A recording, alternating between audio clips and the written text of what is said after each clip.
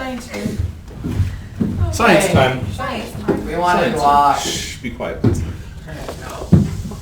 Make sure this is unmuted. Okay, science time. We're going to talk today about natural selection, which is I think it's frozen. which is part of the. Press the frozen button. Hush. Okay, so right now the title is natural selection, which is what we're talking about today. This is part of evolution. It's one of the pillars of evolution. Your book, and I've heard evolution defined this way, but the first thing we need to talk about is this. Can I spell it? It's not too many L's. I think it might be. It is. There's only one L at the end. There we go. An allele. We need to talk about this word allele.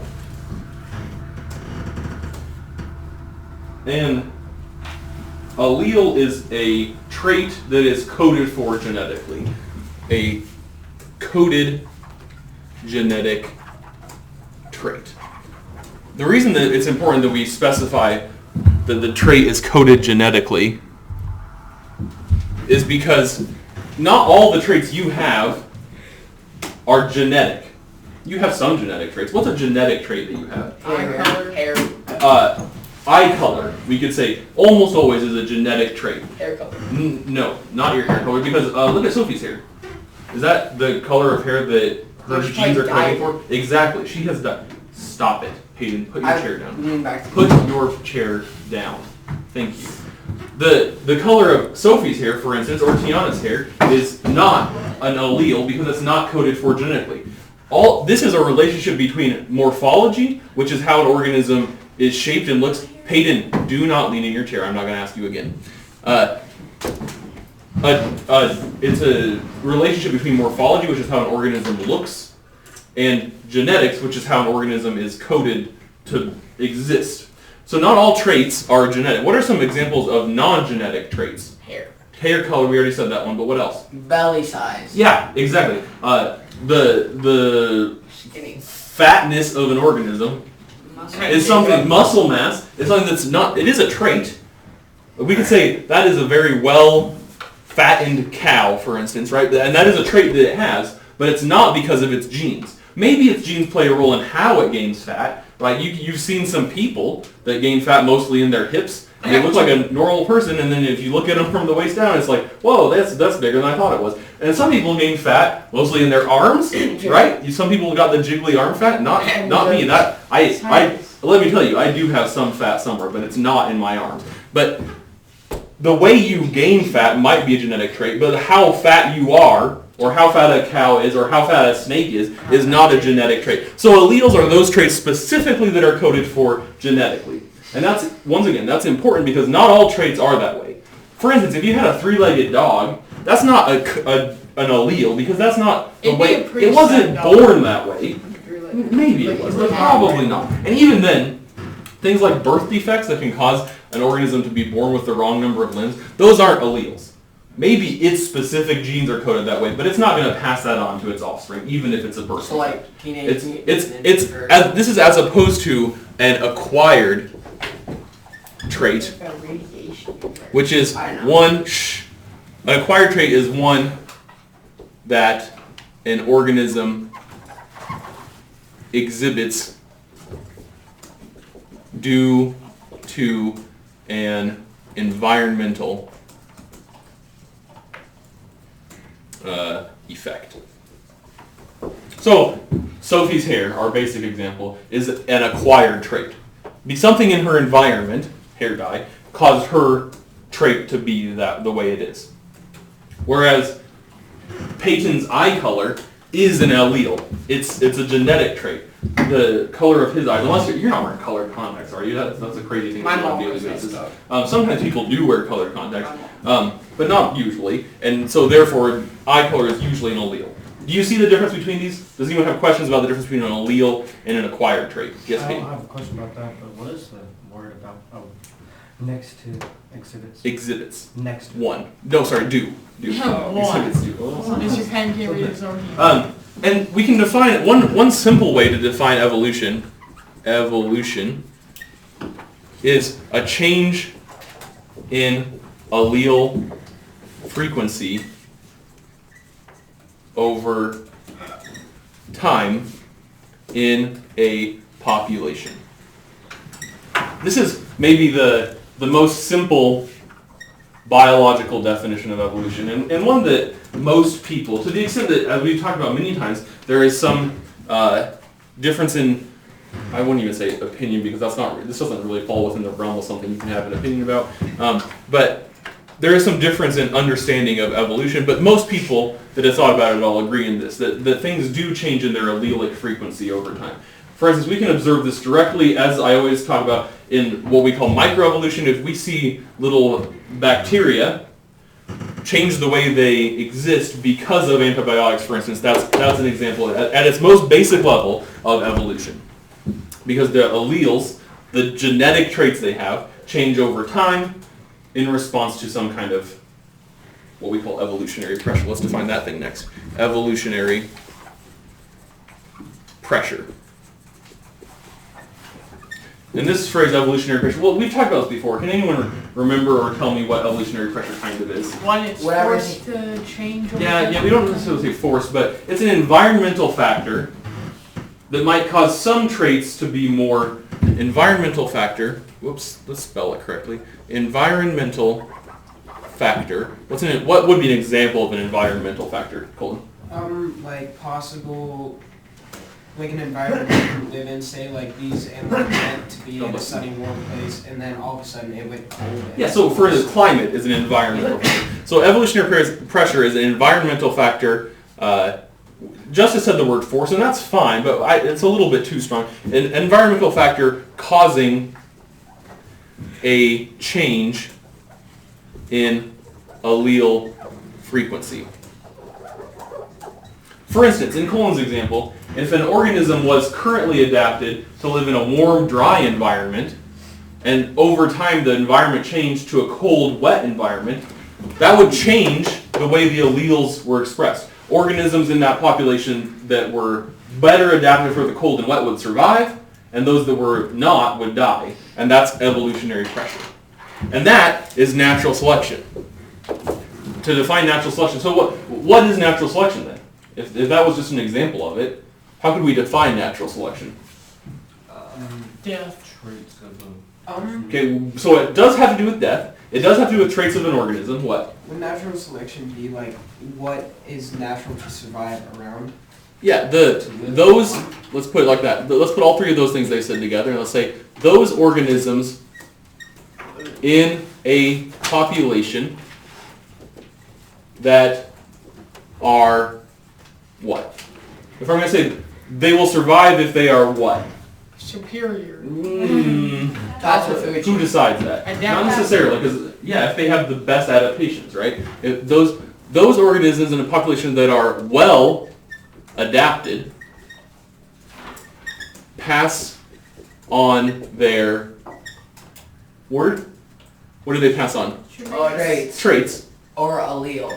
Or alleles. Let's use that since we just used that word. They're alleles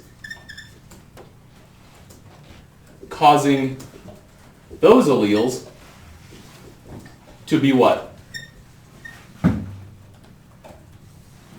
Sorry, I kind of ran into my thing. To be what? To be what? Yeah, well, we already said that. Pass on their alleles, causing those alleles to be more Superior. more frequent.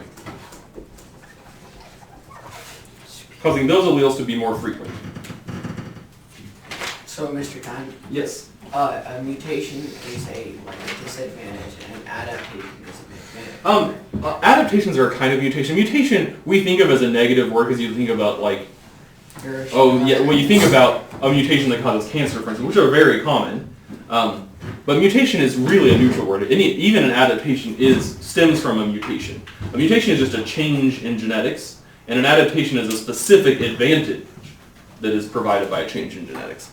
You've probably seen this thing before. Thank you, Peyton, that was a good question. Thank you for the clarifying question. You've probably seen this thing before, but when we diagram this, which we do, which you will do in your explorations, we use this diagram called a bell curve. Have you heard of a bell curve before? Well, I'm going to give you an example of a bell curve that isn't related to biology, and then we're going to talk about it related to this. We'll put on the y-axis number of students, and we'll put on the x-axis grade.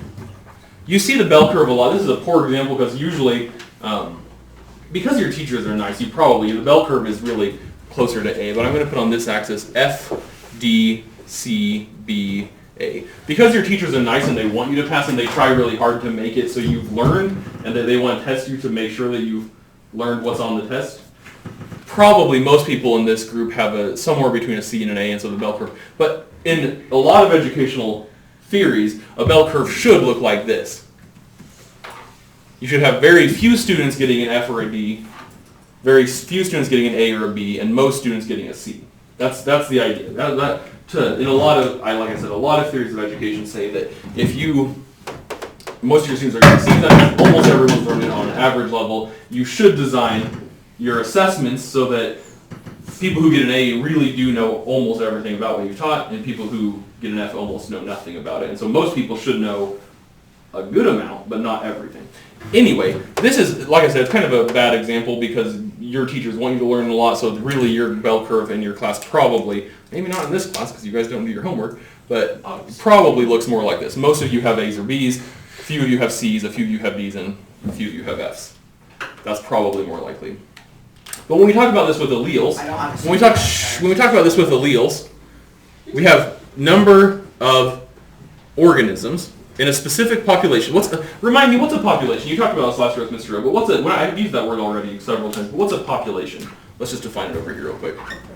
Population. That's a group.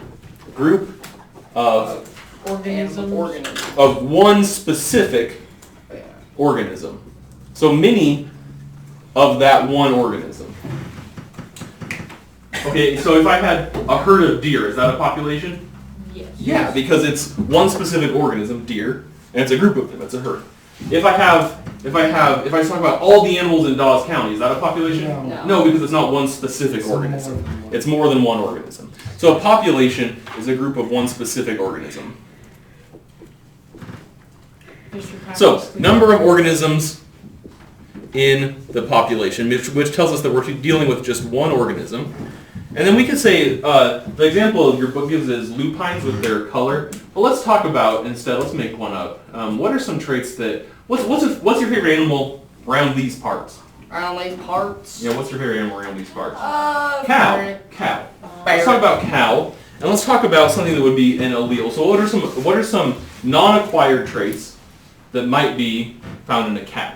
Getting murdered. That's what? No, that's not a trait. No, what's a genetic trait found in cows? Oh, spots. Color. Spots. We'll use let's use spottiness because I think it'll be easier. Spottiness.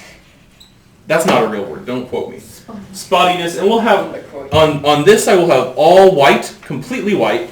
This side all black, and then a continuum of number of spots. So here would be half white and half black. So it's got enough spots that it's half white and half black. Peyton, is Sarah's playing a game on this computer? No. Are you taking notes? I'm quoting you. Well, only Looking up his spot. only take notes, Kate. Only take notes. Alright. So we'll say this will be 50-50. Half black spots, half white background. This would be all white, this would be all black. You'll find, because this is an allele, most of the population, like our bell curve, falls somewhere in the middle. There's going to be very few, like here I have more than very few, but very few that are white, very few that are all black. Most of them are some combination, right? So most of them are some combination of all black and all white. Okay, now listen. I like this example because what might provide, first of all, cow's not a great example because people put evolutionary pressure on the cow. For instance, like say the market value of a black cow is more than a white cow. People are going to be like, I want the black cows to be breeding, and I want more black cows because I want to sell them for more money. So that's something called, listen, what would we call it if natural selection is how nature does this? What would we call it if people are doing that, do you think? Okay, we have two words for it. What did you say? Genetics. No, genetic what? The 18th. No. No. What do you, when people change the, okay, we do call it artificial selection. Artificial selection. So like, for instance, peas in the wild grow in yellow and green. Because of the way people are, we want to eat green peas more, they look more appetizing. And so people have artificially selected to only breed green peas because no one wants to eat the yellow peas. They're both fine. They both taste the same, but people want to eat the green peas, and so the farmers breed just the green peas. That's an example of artificial Yellow pea selection. looks like it's just like- What's another word for this artificial selection that you've heard before? That maybe you've seen on Facebook. Someone's mom says, "Don't eat that; it'll give you cancer." My grandma. There's another word that's a synonym with this. Genetic evolution, modification. Modification. You've probably heard of GMOs or genetic modification. First of all, that's meaningless because all of this, peas, like I just said, it's completely innocuous. Peas are genetically modified because people like green peas more, so they just breed the green peas. If you go to the Walmart and you buy a tomato plant, you'll see there's hundreds of varieties of tomato plants. They're all genetically modified because people want to eat the big juicy tomatoes. No one wants some weird little shriveled up wild tomato. I do. Have you seen sometimes, like on my, when I take a walk with my dog, there's some vines, and they look like this, and they have these little spiky fruits on them? Yeah. Have you ever seen that? Yeah. Have you ever heard someone name what these are? No. These are called wild cucumbers. They are the ancestor of cucumbers. But because this is technically edible, but spiky and gives you a tummy ache and gives you diarrhea, people are like, I don't want it to be spiky, it hurts my mouth. I don't want it to give me diarrhea because I don't like diarrhea. So they bred these to be real cucumbers, to be cucumbers like you buy at the store. Real cucumbers never existed in the wild. They took these and bred them, only the ones that had fewer spikes until there were no spikes left. Only the ones that gave you little diarrhea until there was no diarrhea left. That's genetic modification. Have you ever Corn, the corn plant in the wild is a tiny little blade of grass. Over the time, the Mesoamericans in Central America bred them to be juicier and bigger and better, and even since then, we have made them, as modern Americans have made them much bigger and juicier to be yellow sweet corn. That never existed in the wild. If you go back 3,000 years, you will not find a single corn that looks the way it does now because they did not exist. All of that is genetic modification. So when you look at your little corn chips and it says, made without GMOs, it's wrong, first of all. And also, it's not going to, even if it said made only with GMOs, which is what it should say, it's not going to hurt you. This is not bad for you because someone bred it. All the things you eat, someone has bred. Now, Rhett, I want to hear your question first, and then we're going to get back to this. Yes. Yep. What? If you grow your cucumbers and stuff, though they're still spiky. Yeah, Yeah, they're yep. spicy. Right, they have tiny little spikes. Yeah. Wild cucumbers have these big Like spikes. women's legs. And normally, the cucumbers you eat aren't going to give you diarrhea, but these will. Anyway, so back to our cows. Now pretend all of this aside, pretend we're not artificially selecting cows, even though we do. Pretend all the humans died, and listen, pretend all the humans died, and no longer is there anyone to do artificial selection. What might be an advantage that white cows have over black cows, especially in the summertime? Cold. Okay, so they'll keep cooler easier. Yeah, the white cows will keep cooler easier. Can you see how this might apply evolutionary pressure? Yeah. Maybe the black cows are going to start overheating and die, and the white cows won't. And so, which direction will this bell curve shift because of the evolutionary pressure? Yeah, it'll shift to the left. But then when winter comes... And then it'll shift to the left. Right, and this will all be different depending on the climate. If instead the climate were very cool, maybe the black cows would have an evolutionary advantage, and so it would shift instead to the right. And over time it would shift more and more to the right. So depending on the direction of evolutionary pressure, if evolutionary pressure is working this way because it's warm, more and more of the white cows will survive and therefore they will breed. Okay? This is called evolutionary pressure. And it shifts it in one direction or other depending on which trait is more advantageous. And then over time, the whole species can change, or maybe, imagine this now. Imagine you had one herd of cows, a very big herd of cows, that was all, that followed the original bell curve. Okay? Now imagine it split in half, and half of them went way up north into Canada, and half of them went way down south into Mexico. Now we have two different populations. Over time, because just thinking about their fur color, over time, what would the ones in Canada start to look like? they're gonna be white. Yeah, they're going to be Blacker and blacker. The ones in Mexico are going to be wider and wider because it's warmer there. And so now, eventually, over time, instead of having one big group of all spotty cows, we have what? Eventually, two different what? A black and white. Black and white. Two different, are they still, we might even say they're two different species. And that process is called speciation. So write that down. Speciation. Speciation Is that a word? Can I is touch when on that? a species diverges Can I quote you on that? into two or more due to evolutionary pressure. And then this gets us back to common ancestry. Do you see what I mean? Because the common ancestor of all of our Canadian and Mexican cows is one herd of cows in the middle. And this is all a very That's a simplistic lot of definition, cows. but you get how this relates to common ancestry? Does anyone get how this relates to common ancestry? Yeah. Yeah. Well, if some of the cows moved to like Algeria, Great suggestion, Mr. Fitzwilliam. they just take a boat and they all go to. So, do you see They know how? They know how to Do you see how maybe if we even apply this to the example of Tiktaalik, which was remember Yeah, that fish. intermediate species that was a fish that could go on land. Mm-hmm. That the species from whence it came, the species that it was, maybe some of them stayed in the water and started doing fish and water things, and then the other ones went on land. It's speciated because there was evolutionary pressure. Then it became- Do you have questions about natural selection? No. Do you have questions about artificial selection? No. The difference between those two things is what? that- One's natural, one's artificial. Very good. Be more specific. One happens in nature, one happens with humans. One can be like, you can choose for it Yeah. to be. One people are choosing. Control it. Yeah, one people are controlling how they change. Natural. And this one is how the environment goes- provides evolutionary pressure. Do you have questions about any of this? Maybe. Perhaps.